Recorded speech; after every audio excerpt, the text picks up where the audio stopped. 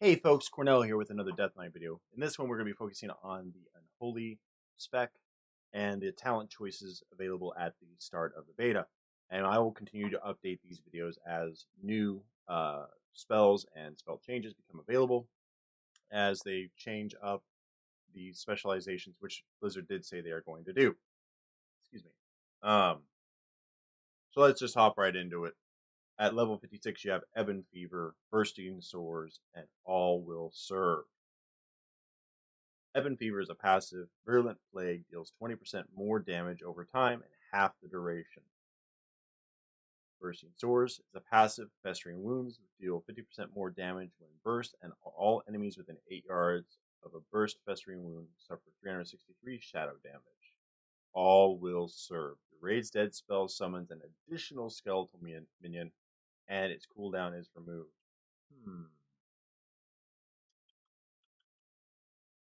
I will take Bursting Sores.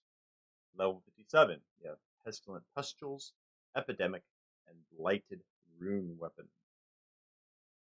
Pestilent Pustules is a passive. Every 8 festering wounds you burst, you gain 1 rune. Epidemic costs 1 rune. It's an instant cast with an 8.12 second recharge. Cause each of your virulent plagues within 100 yards to flare up, dealing 403 shadow damage to the infected enemy and an additional 59 shadow damage to all other enemies near them. And Blighted Rune Weapon is an instant with a 1-minute cooldown. Your next 5 auto attacks infect your target with 2 festering wounds. I think I'll actually take Epidemic. Level 58, you have Unholy Frenzy, Castigator, and Clawing Shadows. Unholy Frenzy is a passive. When a festering wound bursts, you gain 40% increased attack speed for 2.5 seconds. Castigator is a passive. Each festering strike critical strike applies 2 additional festering wounds. Each Scourge Strike critical strike bursts 1 additional festering wound. Clawing Shadows replaces Scourge Strike. Is a 1 rune cost, 30-yard range, and an instant cast. Requires a melee weapon. Deals 666 shadow damage and causes 1 festering wound to burst. I think I will actually take Unholy Frenzy. Level 60, you have Debilitating Infestation, Sludge Belcher, and Asphyxiate. Debilitating Infestation Outbreak reduces the movement speed of all affected enemies by 50% for 3 seconds. Sludge Belcher. Raised Dead now summons an abomination instead of a ghoul with improved innate abilities. And Asphyxiate is a 20-yard range, an instant cast with a 45-second cooldown. Lifts the enemy target off the ground, crushing their throat with dark energy and stunning them for 5 seconds. Sludge Belcher. Level 75, you have Lingering Apparition, Spell Eater, and Corpse Shield. Lingering Apparition is a passive. You move 30% faster during Wraith Walk, and its cooldown is reduced by 15 seconds. Similar to another spell that we saw back in the Blood spec.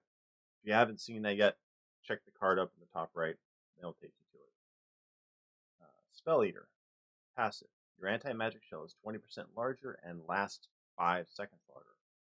That's interesting. That could be nice in a party mechanic. And Corpse Shield is an instant cast with 1 minute cooldown. For the next 10 seconds, 90% of all damage you take is transferred to your abomination. Your abomination is slain while your spell is active. It cannot be resummoned for 30 seconds. Boo. Yeah, Spell Eater. Yeah, Spell Eater. Level 90, Shadow Infusion, Necrosis, and Infected Claws. Shadow Infusion is a passive. While your abomination is not transformed, Death Coil will also reduce the remaining cooldown of Dark Transformation by 7 seconds. That's an interesting one. Necrosis, passive. Dealing damage with Death Coil causes your next Scourge Strike to deal 40% increased damage. Infected Claws. Your abomination's Cleaver attack has a 35% chance to cause a festering wound on the target. Which one is best? Let's see. At least for my use case, I'll take Shadow Infusion. And at level 100, you have Dark Arbiter, Defile, and Soul Reaper. Dark Arbiter replaces Summon Gargoyle, 30-yard range. Oh, I Elmer fight all of a sudden? Dark Arbiter replaces Summon Gargoyle, 30-yard range, with a 2-minute cooldown instant cast. Summon a Valkyrie to attack the target for 20 seconds. The Valkyrie will gain 1% increased damage for every 1 runic power you spend. Defile replaces Death and Decay. 1 rune, instant cast, 30-yard range, 30-second cooldown. Defile the targeted ground, dealing 2,486 Shadow Frost damage to all enemies over 10 seconds. Every 1 second, if enemies are standing in the defile, it grows in size and increases your mastery by 20%, stacking up to 10 times. While you remain within your defile, your Scourge Strike will hit all enemies near the target. Ooh, I like that. That sounds fun. That sounds a lot of fun. Even with the cooldown, that sounds fun. Yeah, I'm a little silly. Soul Reaper. 1 rune cost, melee range, instant 45-second cooldown. Requires a melee weapon. Strike an enemy's soul for 1,860 shadow damage. Oh, his soul. What do you do to you? You're striking right at his soul, man. Anyways, afflicting them with Soul Reaper for 5 seconds. Bursting a festering wound on an enemy afflicted by Soul Reaper grants 7% haste for 15 seconds, stacking up to 3 times. Ooh, yeah, it's got to be the file. I like that. And I can't wait to test that out. That sounds fantastic. So, folks, that is the talent choices for the Unholy DK. And I appreciate you guys sticking around.